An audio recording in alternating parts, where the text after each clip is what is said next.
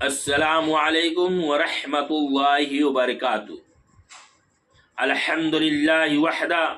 والصلاة والسلام علی من لا نبی بعد اما بعد۔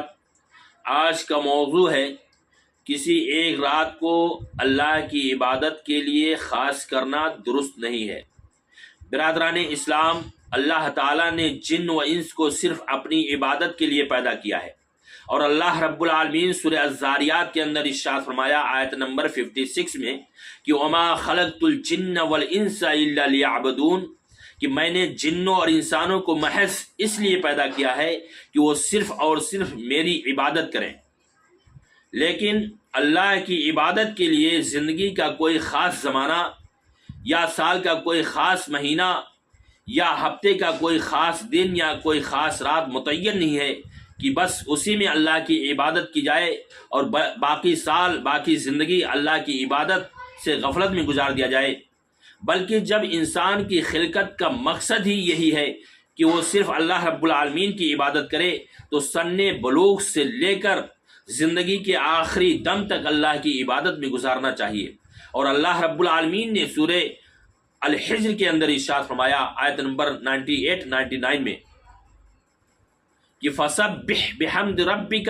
وکن من الساجدین وعبد ربک حتی یاتیک الیقین۔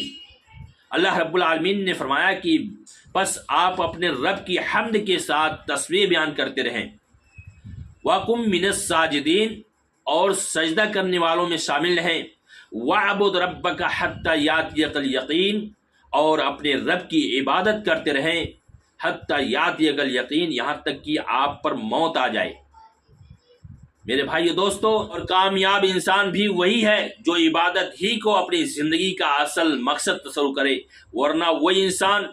جو اپنی زندگی کو اللہ کی عبادت سے غافل رکھے اور دنیا کی ہر آسائش اپنے اور اپنے بال بچوں کے مہیا کرنے ہی کو زندگی کا اصل مقصد بنا لے، تو وہ انسان قطعاً کامیاب نہیں ہو سکتا۔ اس وقت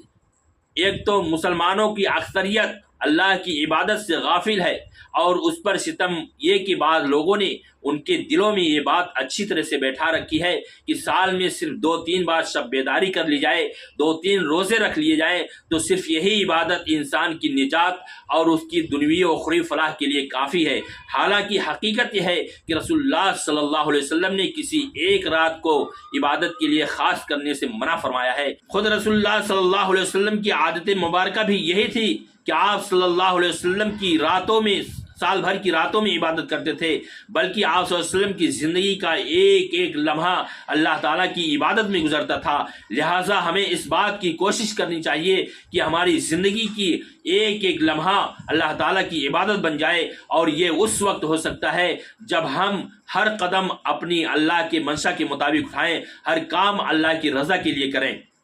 اور صحیح بخاری کی حدیث ہے، حدیث نمبر 4837، کہ حضرت عائشہ رضی اللہ عنہ فرماتی ہیں کہ رسول اللہ صلی اللہ علیہ وسلم رات کو اتنا طویل قیام فرماتے،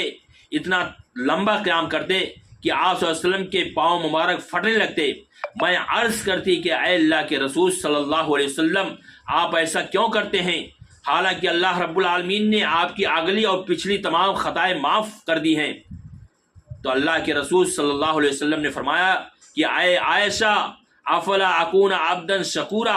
اے عائشہ کیا میں اللہ کا شکر گزار بندہ نہ بنوں؟ تو میرے بھائیو دوستو، اس حدیث سے معلوم ہوا کہ اللہ کے رسول صلی اللہ علیہ وسلم کی پوری زندگی اللہ رب العالمین کی حکم کے مطابق گزرتی تھی۔ اللہ تعالیٰ سے دعا ہے کہ اللہ رب العالمین ہمیں جب تک ہم زندہ رہیں تب تک اللہ رب العالمین کی عبادت کرتے رہیں، اور اللہ رب العالمین سے دعا ہے کہ اللہ رب العالمین ہم تمام لوگوں کو صحیح سنت پر عمل کرنے کی توفیق عطا فرمائے۔ آمین۔ السلام علیکم۔